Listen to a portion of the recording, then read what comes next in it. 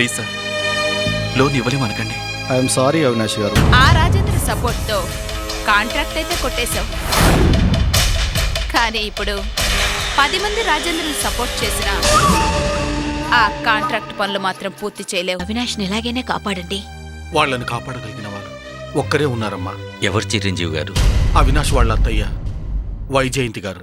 ఆడదయ్యుండి కన్న కూతురు మాంగళ్యం చేజారిపోతుందన్న ఆలోచన కూడా లేకుండా ఎంత దిగజారిపోయిందో చూసారా? ఎందుకండి దిగులు పడతారు? అంతా బాబాయ్ చూసుకుంటానని చెప్పారు కదా, మీరేం బాధపడకండి, ధైర్యంగా ఉండండి.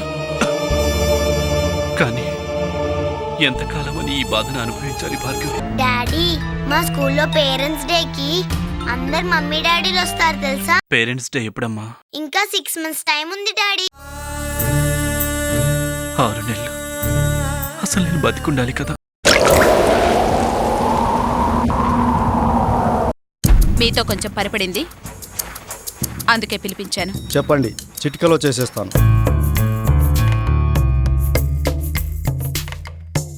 ఇందులో కొందరు వ్యక్తుల పేర్లున్నాయి. వారి పూర్తి డీటెయిల్స్ నాకు కావాలి.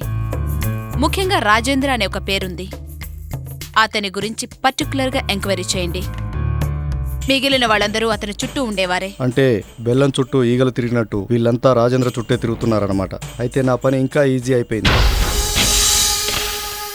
ఆ రాజేంద్ర గురించి పూర్తి డీటెయిల్స్ తెలుసుకుంటే ఆటోమేటిక్గా వీళ్ళందరి డీటెయిల్స్ తెలిసిపోతాయి. వెళ్ళి ఆ డీటెయిల్స్ సేకరించిన తర్వాతే మళ్ళీ మీకు కనిపిస్తాను. బాయ్.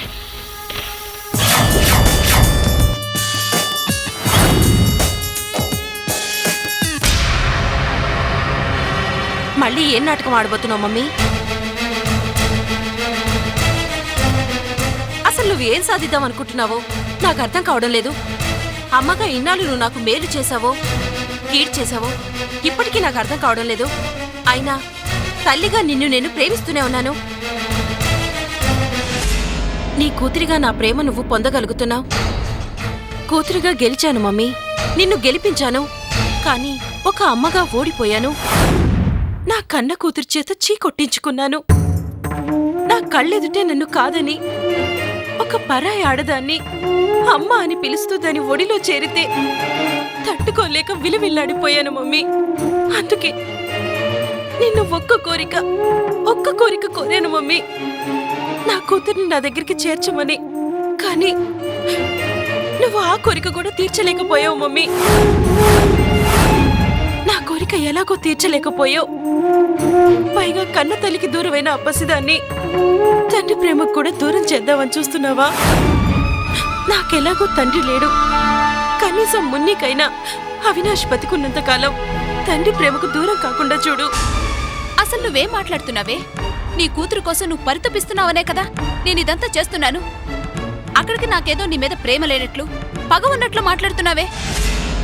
నువ్వు నా మీద ప్రేమతో చేస్తున్నావో పగతో చేస్తున్నావో నాకు అర్థం కావడం లేదు మమ్మీ. కానీ ఒక్కటి మాత్రం నాకు ఖచ్చితంగా అర్థమైంది. నువ్వు ఎవరి మీదో పగ పెట్టుకున్నావు. ఆ పగ తీర్చుకోవడానికి ఇవన్నీ చేస్తున్నావు. శిరీష, నోర్మై. మూస్తాను మమ్మీ, మూస్తాను. ఇన్నాళ్ళు నోరు మూసుకోబట్టే నీ ఇష్టం వచ్చినట్లు చేస్తూ పోయావు. కనీసం నా మనసులో ఏముందో కూడా తెలుసుకోలేకపోయావు. ఇక నేనెవరికి చెప్పుకోను? చెప్పు మమ్మీ, కనీసం ఇప్పటికైనా చెప్పు మమ్మీ. నా తండ్రి ఎవరో చెప్పు. నా మనసులోని ఆవేదన నా తండ్రికైనా వెళ్ళి చెప్పుకుంటాను. కనీసం తనే నన్ను అర్థం చేసుకుని ఓదారుస్తారేమో.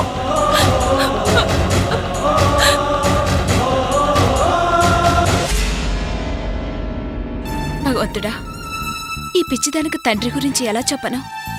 అతనికి తేనెపూసిన కత్తి అని చెప్పనా?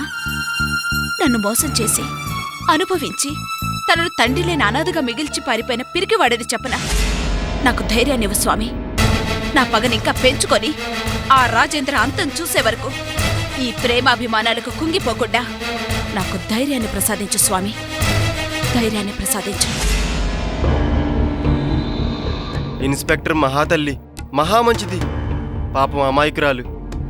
బిడ్డ విషయం నాకేం తెలియదనేసరికి ఎంచక్కా నన్ను వదిలేసింది. ఈ సంతోషంలో చుక్కేద్దామంటే జేబులో డబ్బులు లేకుండా పోయాయే. ఏంట్రా భద్రయ్య, నీలో నువ్వే కొనుక్కుంటున్నావు?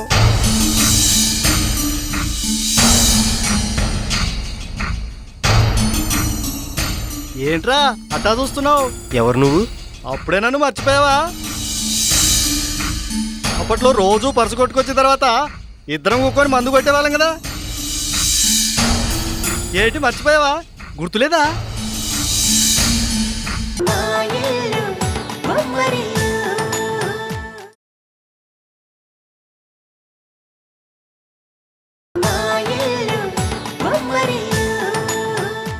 అప్పట్లో రోజు పర్సు కొట్టుకొచ్చిన తర్వాత ఇద్దరం కూకొని మందు కొట్టేవాళ్ళం కదా. ఏంటి మర్చిపోయావా? గుర్తులేదా? ఇప్పుడే ఈ పర్సు కొట్టుకొచ్చా. ఇద్దరం కలిసి మందు కొడదాం అనుకుంటుంటే గుర్తుపట్టనట్టు అట్టా చూస్తున్నావు.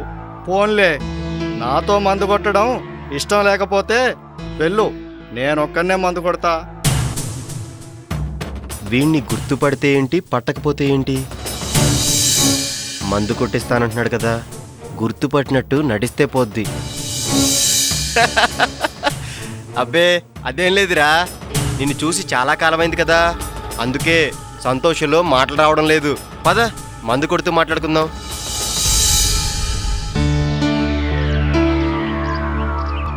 భద్రయ్య, రోజు ఈ దొంగతనాలు చేసి సంపాదించాలంటే చాలా ఇసుగు పుడుతుందిరా. ఒక్కోసారి ఒక్క పర్సు దొరకదు. పర్సు దొరికినా దాంట్లో డబ్బులుండవు. డబ్బులున్న పర్సు దొరికితే ఆ పర్సుని పోలీసులు ఎప్పుడు కొట్టేస్తారో అర్థం కాదు. రోజు ఈ దొంగతనాలు చేయడం చాలా ఇసుగు పుడుతుందిరా. కరెక్ట్. అందుకే ఈ మధ్య నేను ఒక బ్రహ్మాండమైన ప్లాన్ వేశాను, జాక్ పాట్ కొట్టేశాను. ఏంట్రా అది? ఏం చేశావు? అదా చెప్తాను. అసలు ఏం జరిగిందంటే, లేచిందా పాలు పట్టాల్సిందే, లేకపోతే గుడిసె లేచిపోవాల్సిందే. మనకు కళ్ళు తాగడానికే పైసలు దాటం లేదు, ఇంకా దానికి పాలే ఆడికెళ్ళి తెస్తాం. ఇంకా 4 రోజులా? నా వల్ల కాదు బావా. నీ వల్ల కాదంటే ఎలారా బావా? పాలు లేకపోతే గంజి నీళ్ళన్న పట్టు గుళ్ళోకి వెళ్తుంది చూసావా? ఆయమ్మాయేరా బిడ్డని కానీ మన ఇంటికాడ వదిలేసి వెళ్ళిపోయింది. నువ్వు ఎవరికి అమ్ముతావో నాకు తెలియకుండా పోదు కదా. ఆడతో ఎవ్వరం నేను నడుపుతా. అదేంటి, మేము వేరే అతని దగ్గర నుంచి తీసుకున్నాము. వాడొక బ్రోకర్ విధవ. నేను అమ్మమంటేనే నీకు బేరం పెట్టాడు. అయితే మరీ మంచిది, భక్తుడి దగ్గరికే వచ్చిందని నేను పట్టుకెళ్ళానని మీ దేవుడితో చెప్పు. ఊరిట్లోనే బిడ్డను వదిలేసిన దానివి కదా, ఊరికే గొడవ చేస్తే నీకు నాకు నష్టం. అట్టా డబ్బులు కావాల్సినప్పుడల్లా ఆ ఇద్దరు తల్లులు నన్ను ఆదుకుంటారు. ఇద్దరు బంగారు గుడ్లు పెట్టే బాతులే. ఆ అమ్మాయి ఎక్కడుందిరా?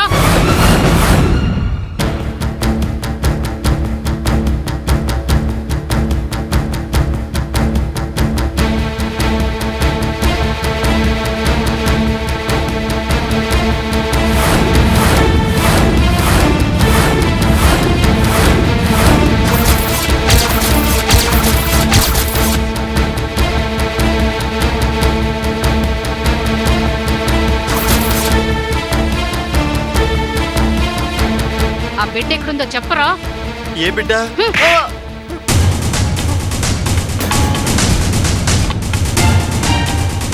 ఇప్పుడు గుర్తొచ్చిందా? ఏ బిడ్డో చెప్పరా? దేవుడి మీదొట్టు, నాకే బిడ్డ తెలీదమ్మా. ఏదో తాగి అలా వాగానంతే. చెప్పరా? చెప్పరా? రేయ్, నీకు తెలుసని నాకు తెలుసు. ఆ బిడ్డ భార్గవి బిడ్డ. భార్గవి నాకు బాగా కావాల్సిన మనిషి. మర్యాదగా బిడ్డ ఎక్కడుందో చెప్పు. అసలు నిన్ను పోలీస్ స్టేషన్లోనే చంపి పడేసేదాన్ని, కానీ అక్కడ చంపితే అది లాకప్ డెత్ అవుతుంది. అదే నిన్నిక్కడ చంపేశాననుకో, అది ఎన్కౌంటర్ అవుతుంది.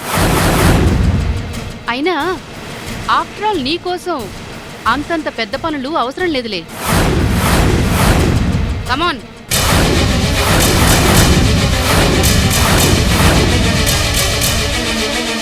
ఇప్పుడు ఈ జీప్ ఎందుకు పిలిపించానో తెలుసా? దీంతో నిన్ను తొక్కించేస్తా, రక్తం కక్కుకుని చస్తావు.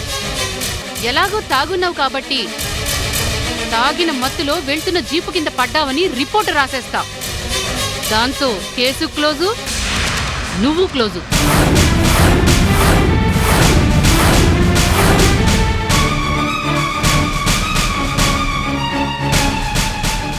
చెప్పరా? నాకేం తెలియదు మేడం. తెలీదు? చావ్!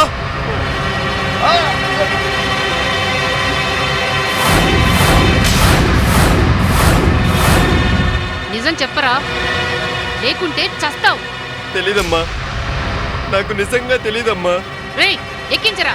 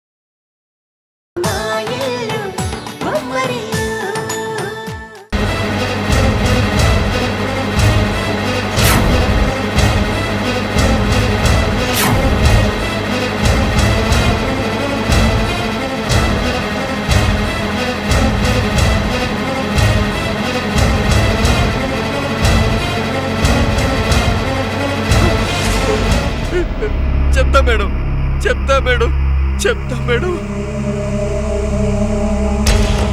ఆ ఇల్లు చూపిస్తాను మేడం. సరే పద.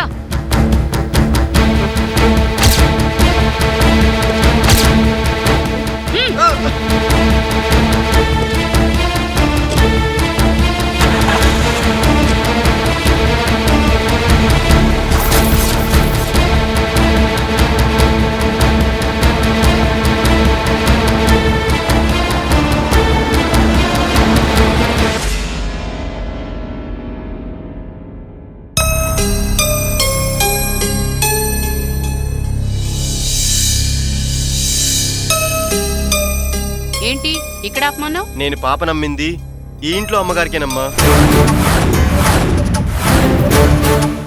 ఈ ఇంట్లో అమ్మగారికా? అవునమ్మా, దేవుడు సాక్షిగా చెప్తున్నాను. నేను బిడ్డ నమ్మింది ఈ ఇంట్లో అమ్మగారికేనమ్మా. నా మాట మీద నమ్మకం లేకపోతే మీరే ఇంట్లోకి వెళ్ళి చూడండి, ఆ బిడ్డ కనిపిస్తుంది. ఇక నన్ను వదిలేయండి తల్లి. ఓకే, వెళ్ళిపో. కానీ ఒక్కటి గుర్తుపెట్టుకో, నువ్వు చెప్పింది తప్పైందనుకో, నువ్వెక్కడున్నా వెతికి బలవంతంగా తాగించి ఏ లారీ కిందో పడేస్తాను. జాగ్రత్త. అమ్మమ్మ, ఎంత మాట? ఇంకో విషయం, ఈ బిడ్డ విషయం నువ్వింకెక్కడా మాట్లాడకూడదు. మాట్లాడినట్టు తెలిసిందా? చచ్చినా తెలీదు, తెలిస్తే చస్తాగా. అది ఇక నువ్వు వెళ్ళు.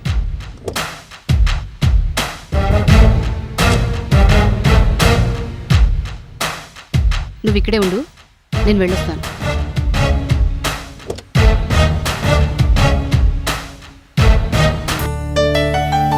ఏంటమ్మా?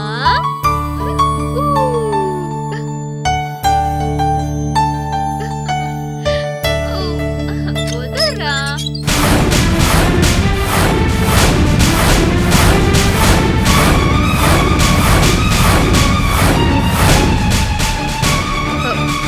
లోపలికి రండి ఇన్స్పెక్టర్. ఏంటి ఇలా సడన్ గా వచ్చారు? డ్యూటీ మీద ఇటే వెళ్తున్నాను. మీరు పాపని ఆడిపించడం కనిపించింది, అందుకే పలకరిద్దామని వచ్చాను.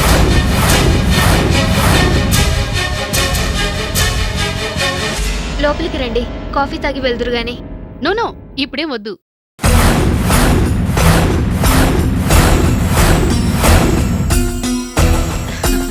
పాప పాప చాలా ముద్దుగా ఉంది. ఎవరి పాప? ఓ, మా పాపే. అంటే దత్తత తీసుకున్నారా? అవును ఇన్స్పెక్టర్. లీగల్ గా దత్తత తీసుకున్నారా లేకపోతే అడాప్ట్ చేసుకున్నారా?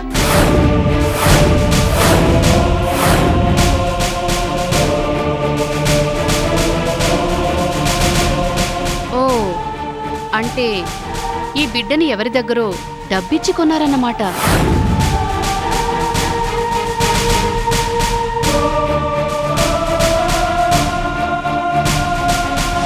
ఇది నేరమని తెలీదా? మీరు చేసిన ఈ నేరానికి శిక్ష ఏమిటో తెలుసా? మీ నుండి ఈ బిడ్డను తీసుకెళ్లి మీ ఇద్దరినీ జైల్లో పెడతారు.